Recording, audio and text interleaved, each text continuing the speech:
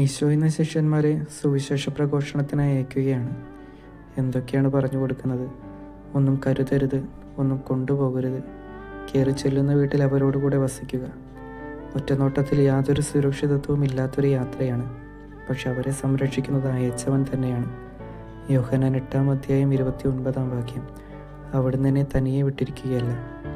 സുവിശേഷ യാത്രയ്ക്ക് ഭാരമായിട്ട് യാതൊന്നും ഉണ്ടാവരുത്.